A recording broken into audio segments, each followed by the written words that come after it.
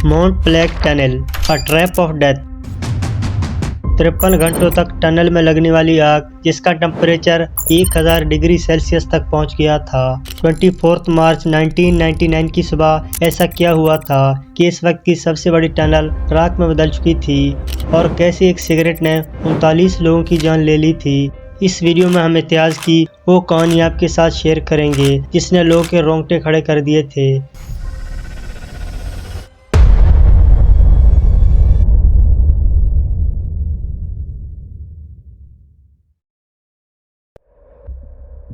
France और Italy के दरमियान मौजूद माउंट ब्लैक टनल, जो 11.5 किलोमीटर लंबी है। ये टनल दोनों कंट्रीज के लिए काफ़ी इम्पोर्टेंट है। इसे बनाने का एग्रीमेंट 1949 में साइन किया गया था। इस टनल की कंस्ट्रक्शन कंप्लीट करने के बाद इसे 1965 में ओपन किया गया था।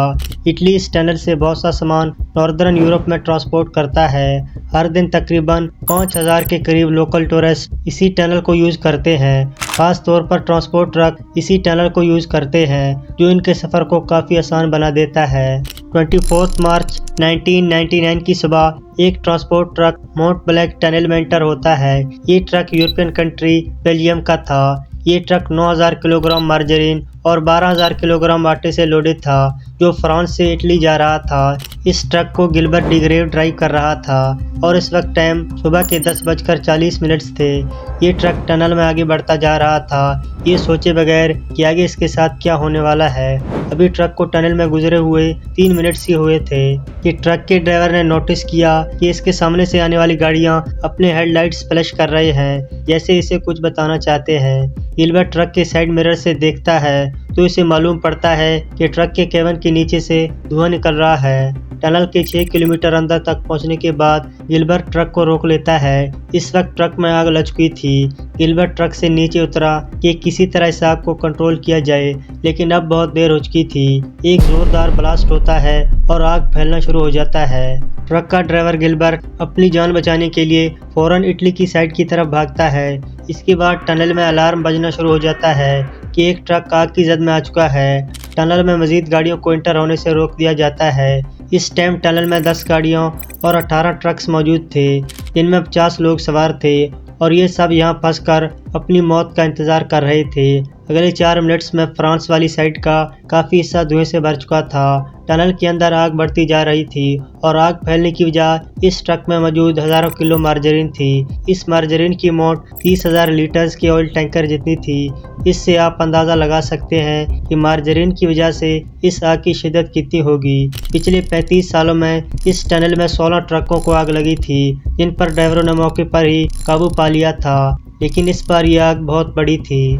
टनल में मौजूद लंबे और भारी भरकम ट्रक्स के पास कोई जगह ही नहीं थी, और न ही इनके लिए कोई वापसी का रास्ता था। ये इसी इंतजार में थे कि इन्हें रेस्क्यू कर लिया जाएगा, लेकिन ये सिर्फ इन ड्राइवरों की सोच थी। चंद ही मिनटों में 2 फायर ब्रिगेड के ट्रक इस टनल में एंटर होते हैं कि किसी तरह आग को कंट्रोल किया जा सके, लेकिन इस वक्त टनल की लाइट्स ऑफ हो चुकी थी और टनल धुएं से भर चुका था, और अंदर जाना इम्पॉसिबल हो गया था। फायर फाइटर्स की टीम किसी तरह अंदर जाने की कोशिश करते हैं। इनकी जान को भी खतरा था, लेकिन अब बहुत देर हो चुकी थी। टनल में मौजूद गाड़ियों और ट्रक्स को आग अपनी लपेट में ले रही थी। इसके बाद फायर फाइटर्स की कई टीम यहाँ पहुंची, लेकिन अब इनका आना बेसुध था। इसके बाद इटली की साइड से एक सिक्योरिटी गार्ड अपनी मोटर बाइक पर बैठकर अपनी जान की परवाह किए बगैर आग के अंदर कूद जाता है। इस सिक्योरिटी गार्ड का नाम पियरलुशियो तेनाजी था। ये कंट्रोल रूम से कांटेक्ट करता है और इन्हें बताता है कि इसे यहाँ एक आदमी बेहोश पड़ा हुआ मिला है। ये गार्ड इस शख्स को बाहर लाने की कोशिश करता है, लेकिन ये भी आग की जद में आ जाता है, और लोगों को बचाते हुए ये गार्ड भी मौत के मुंह में चला जाता है। इसके बाद इटली की साइड से फ्रेश एयर पंप की जाती है कि किसी तरह अंदर मौजूद लोग बाहर निकल आएं, लेकिन ये इनकी बहुत बड़ी मिस्टेक थी। इस एयर की वजह से आग मजीद भड़क उठी और लोगों के लिए सांस लेना मजीद मुश्किल हो गया था। इस टनल का टेम्परेचर अब 1000 डिग्री सेल्सियस तक पहुंच चुका था, और इस वक्त तक फायर फाइटर्स की कई टीम इस टनल में लोगों को बचाने की कोशिश कर चुकी थी, लेकिन ये फायर फाइटर्स खुद इस जगह फंस चुके थे। ये टनल अगले 53 घंटों तक आग की जद में रही और इस आग को बुझाया नहीं जा सका। 39 लोग अपनी गाड़ियों में ही मारे गए थे, जबकि 9 लोग टनल से बाहर भागते हुए मौत का शिकार हुए थे और एक फायर फाइटर की हॉस्पिटल में डेथ हो गई थी। टोटल 39 लोग इस इंसिडेंट में मारे गए थे। ये एक भयानक हादसा था जिसकी वजह से इटली और फ्रांस शॉक में थे। इस एक्सीडेंट के बाद टनल को 3 साल के लिए क्लोज कर दिया गया। इसके बाद यहाँ रेनोवेशन की गई और टनल में सिक्योरिटी मजीद बढ़ा दी गई। टनल से निकलने वाले रास्तों की तादाद भी बढ़ा दी गई। इस टनल के दरमियान एक फायर स्टेशन भी बनाया गया। माउंट ब्लैक टनल की सेफ्टी के लिए बहुत सी तब्दीलियां की गई ताकि अगली दफा ऐसा कोई हादसा पेश आते ही इसे कंट्रोल किया जा सके। लेकिन सवाल ये है कि इस ट्रक को आग लगने की वजह क्या थी, जिसके कई जवाब सामने आए।